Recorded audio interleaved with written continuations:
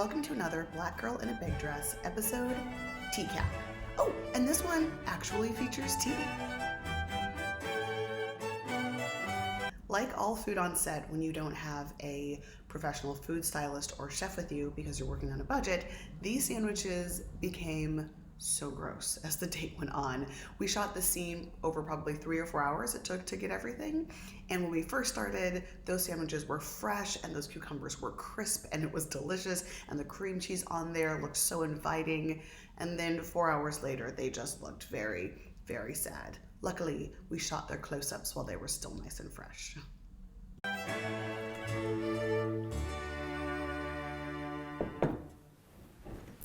Thank you so much. You're welcome. Do you mind if we start recording? Yeah, go ahead, of course. Ladies and gentlemen, the amazing, the incomparable Carrie-Ann Pishnack. Carrie-Ann and I met each other at Second City, which is also where I met Matt Harris, who plays Sean.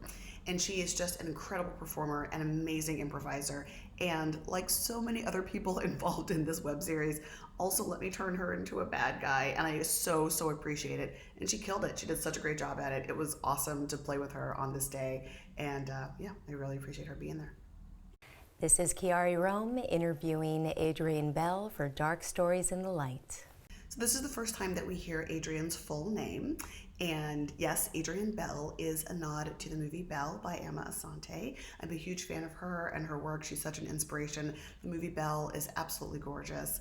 And so yeah, that's where that name came from. I had the opportunity last year to go visit Kenwood House in London, where the painting around which the movie Belle is based used to live. The painting is not there anymore, but it is still an amazing place to go visit, full of so much history. And if you don't know the story, you should check it out. It's a beautiful film.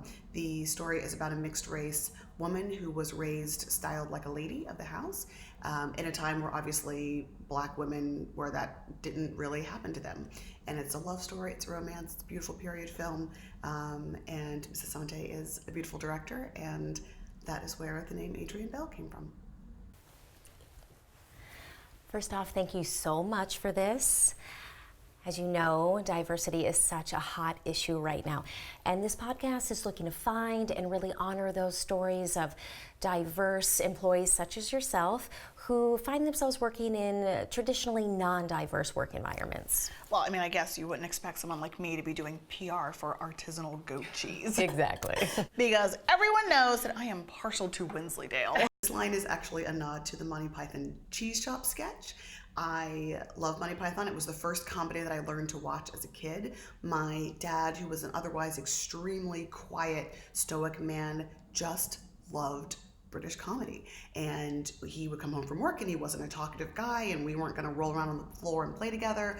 If I wanted to spend time with him, a lot of that time was spent watching TV, and a lot of the TV that he watched were British sitcoms and British comedy. So the first things that I learned to laugh at were Monty Python, Are You Being Served, Fawlty Towers, and I love it. I loved it then, I still do, and I think it's served me pretty well. So thanks, Dad. Well, yes, but it's also because they... Okay, who am I kidding? You're right. I'm a Stitchelton girl all the way. Guilty as charged. Okay, well, why don't we just start from the beginning of your story? Tell me a little bit about how you grew up. Okay.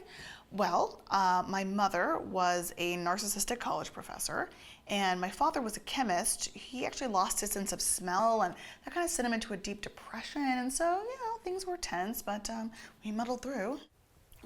And how often did you see your dad? This beat, the questions that get asked here, are definitely questions that I've been asked at different times throughout my life by absolute strangers making a lot of assumptions. But in a very strange art imitating life and imitating art situation, about 6 months after I shot the scene, I was at a wedding, ended up talking to someone who was a complete stranger, and we had this conversation almost verbatim. We were just kind of standing around by the cheese or chocolate fountain, I don't know, some wedding thing we were standing by, and he starts asking me about where I'm from and da-da-da-da, and then he asks how often I got to see my dad, and then he was surprised that my parents were married and that they went to college. It was so unbelievable, and I was like, did I conjure this? Am I a witch with the silliest power ever? But yes, thank you to Carrie Ann for letting me turn her into this villain of this scene, because these are conversations that happen. And it's good to talk about it and get it out there. So thank you. Every day? Oh, you lived with your dad. Okay, how often did you see your mom? Also, every day I lived with both my parents. Okay. Tell me a little bit about the neighborhood that you grew up in. Oh, I don't know, pretty typical for a family like mine, I guess. So, like, a little rough? Sometimes, sure, yeah. Could you describe that a little bit? Feel free to lean into that memory. This episode is also a nod to my first career, which was journalism. I used to be a print journalist. That's what I studied in school, and it was my first job after school. I went off and became a reporter. It was not the field for me. I always wanted to work in film and TV, but where I'm from, nobody really did that, so I didn't have any mentors or modeling for it. So I decided to do newspapers instead, because it was still storytelling, it was still writing, and it was still media on a big scale. But when I started reporting, as a young reporter, you have to cover a lot of crime, and I did not like covering crime. It was not the space for me. So I packed it up, I moved to LA, and I set about to figuring it out, and here I am now. Well, there was this one thing that always happened. The turnover for the guard gate was really, really high. And so like every 2 months it'd be like someone else new there, and they didn't have the codes, and so like none of the cars could get in or out. You lived in a gated community? In high school, yeah, my dad patented this like... Okay, I don't think this is gonna work out. Oh, is it the shortbread fingers? I do have bourbon creams. I'm just afraid they're stale. Yeah, we're looking for like a black story. Well, I am black, and this is my story, so doesn't that make it a black story? You know what I mean. You want to hear of struggle? Well, let me tell you about riding side saddle or waiting for the right to vote. Well, So yes, this is something else that I deal with less, much less now, but there was definitely a time in my career when people would meet me and they would definitely want to know all about my Black stories. And I've always kind of written stuff like this.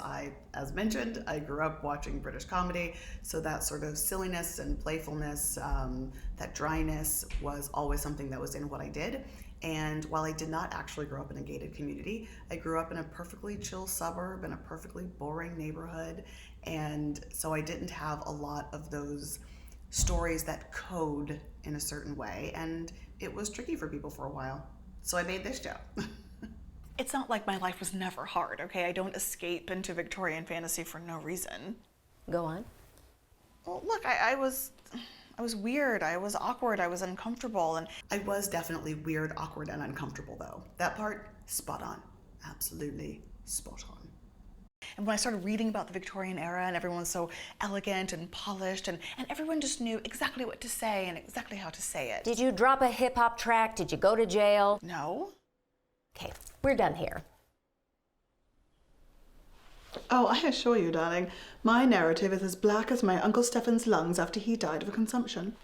Shooting the Lady Kate cutaways was one of the funnest parts of this project because I know that all of us, we have our outside words and the things that we actually put onto the outside with our talking, and then all the stuff that is inside.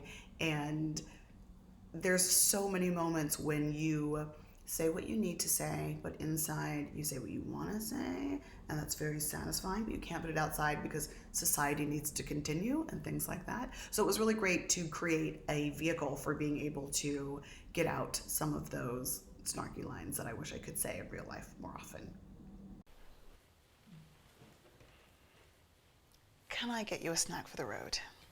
I'm sorry about the mix-up, but if you do happen to remember anything that's a little bit more on brand, you can totally give me a call.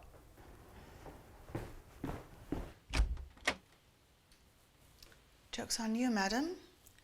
These bourbon creams aren't stale at all. I know, they're not bourbon creams, but I do hope we can forgive the lady such a minor mishap.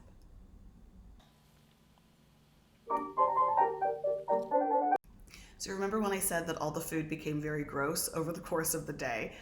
The tea in that cup became extremely gross over the course of the day. To get the prop ready, it's tea with no sugar in it, which is how I take my tea. And it also had been sitting there for hours, so it was freezing cold and also a little just dusty from having moved stuff around the room that was a little dusty, the like blankets and pads and things that we used for sound and for not scraping the floors with the feet of the camera equipment, and also doing several takes of dipping that non-bourbon cream into there. There were bits of other bourbon creams that had already been used in previous takes. So the reason it actually takes me so long to take a bite of that thing is because I don't want to. Me, the actor, does not want to take a bite of that thing because it's so gross, but I can't stop doing the action until the director says cut. She had not said cut yet, so that is what was going on there. So note to self, in future seasons, use less food. Thank you for watching another Black Girl in a Big Dress episode TCAP. Please let us know what you thought of the episode, or if you have any questions about this episode or any other episode or the show or the characters or anything at all. We'd love to talk about it. Leave us a like and a comment below, and we'll talk soon. Bye.